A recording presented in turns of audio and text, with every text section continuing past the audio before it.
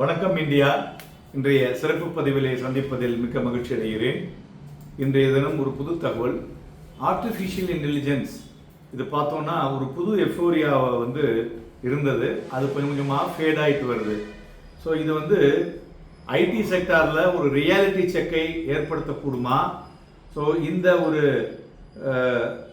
என்விடியாவுடைய reality check மூலியமாகவும் எஃபிஐனுடைய shift, foreign portfolio இன்வெஸ்ட்மெண்ட்டுடைய ஷிஃப்ட்னாலையும் இந்தியாவுடைய ID செக்டாரில் ஏதாவது ஒரு ஸ்ட்ராங் சேஞ்சஸ் இந்த வேர்ல்டில் வரக்கூடுமா அப்படிங்கிறத பற்றி தான் பேச இருக்கிறோம். ஜென்ரலாக எல்லாரும் இப்போ அமெரிக்காவில் பேசிகிட்டு இருக்கிறது என்னன்னு கேட்டிங்கன்னா, ஆர்டிஃபிஷியல் இன்டெலிஜென்ஸில் ஒரு பபுளா அப்படின்னு கேட்குறாங்க. அதை எதோட கம்பேர் பண்ணுறாங்கன்னா, அந்த 2000.com எரா, ஸோ அந்த கம்ப்யூட்டர் வந்தது இல்லையா, அந்த எராவை. இப்போ அதேமாரி எல்லாரும் அதிகமாக கடந்த 2 வருடங்களாக பேசப்படுவது என்விடியா. இப்போ என்விடியாவுடைய பர்ஃபார்மன்ஸை வேலிடேட் பண்ணும் பொழுது அந்த டெக்னாலஜியை வைத்து அவங்க ஒரு பெட்டராக பண்ணிக்கிட்டு இருக்காங்க அப்படின்னு சொல்லலாம். அது இப்போ இந்தியாவுக்கு இதனால் என்ன அப்படின்னு பார்த்தோம்னா, இந்த என்விடியா பூம் ஒரு பவர்ஃபுல் சிக்னலை கொடுக்குன்னு சொல்லலாம். ஸோ மெயினாக பார்த்தீங்கன்னாக்க ஹிஸ்ட்ரியில் ஒரு technology cycle and valuation cycle, இது இரண்டுமே ஒரே ஒத்து பாதையில் போகாது. ஆனால் இப்போ பார்த்தீங்கன்னா அது மாதிரி இருக்குது. அதுமாதிரி அந்த டுகராக போகிறது ரொம்ப ரேர். அது ஒரு 6 மாதம் இருக்கும், 1 வருஷம் இருக்கக்கூடும். ஸோ அதனால் மார்க்கெட் என்ன பண்ணுறதுன்னு பார்த்தீங்கன்னாக்க ஓவர் எஸ்டிமேட்னு சொல்லுவோம். அதுதான் அந்த ஒரு ஷார்ட் டேர்ம் ப்ராஃபிட்டபிலிட்டி, அதுமாரி under estimate on long term ஒரு ஸ்ட்ரக்சரல் ஒரு இம்பேக்டை.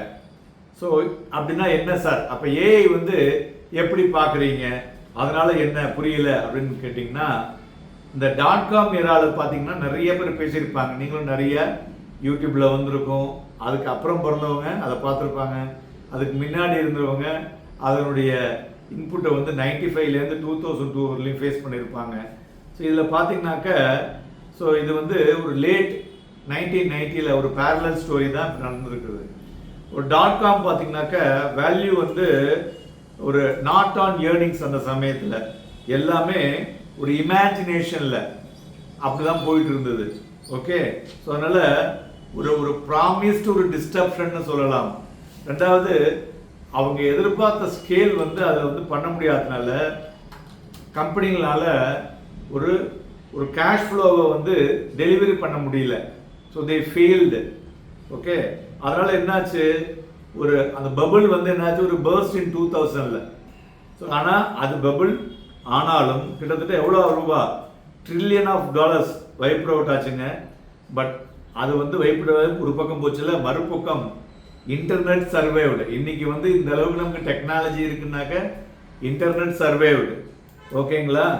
தென் we have the strengthened and reshaped every aspect of நம்மளுடைய ஒரு மாடர்ன் லைஃபுக்கு அந்த த்ரூ இந்த இன்டர்நெட் மூலிமா நமக்கு கிடைச்சிருக்கிறது ரொம்ப ஒரு முக்கியமான விஷயம்.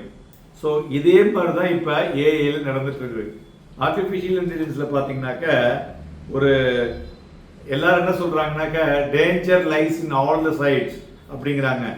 ஆனால் இதை நம்ம எப்படி பார்க்கணும்னு பார்த்தீங்கன்னா, த ஸ்பீடு, அது வேகமாக போகுதில்ல, மார்க்கெட் ப்ரைஸ் இன் பர்செப்ஷன் பார்க்கும் பொழுது அது ஒரு மாதிரி ஒரு வேகத்தை கொடுத்துருக்கிறது. அதான் சொன்னேன் இல்லையா, ஒரு ஷார்ட் டேர்மில் ஒரு தேவையில்லாத ஒரு ஏற்றங்கள் நடந்திருக்கிறது.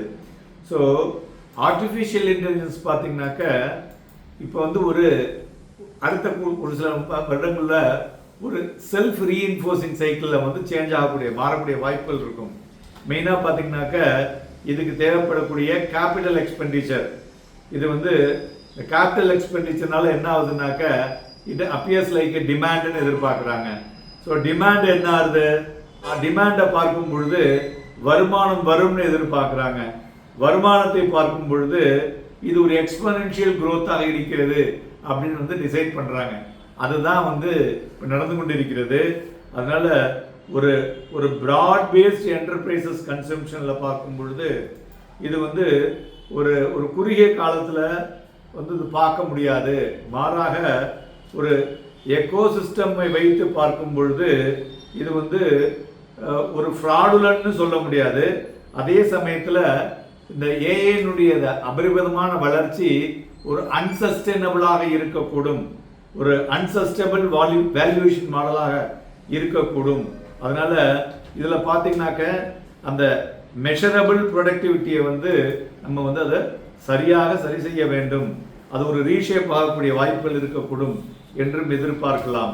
ஸோ இந்த எஃப்ஐ ஷிஃப்ட் அப்படின்னால என்ன ஆகுன்னு பார்த்தீங்கன்னாக்க இது இந்தியாவுக்கு சாதகமாக பாதகமானு பார்த்தீங்கன்னா இந்தியாவை பொறுத்தவரை இது ஒரு சாதகமான விஷயமாக இருக்கக்கூடும் சொல்லலாம். ஏன்னா இந்தியா வந்து இந்த ஏஐஸ் வேல்யூவேஷனை பார்த்தீங்கன்னாக்க பபுள் வந்து பர்ஸ்ட் ஆனாலும் சரி, ஏஎல் வேல்யூவேஷனுடைய டெக்னாலஜி வேவ் வந்து பார்த்தீங்கன்னாக்க அது வந்து அதிகரிக்கக்கூடும் என்றும் எதிர்பார்க்கலாம்.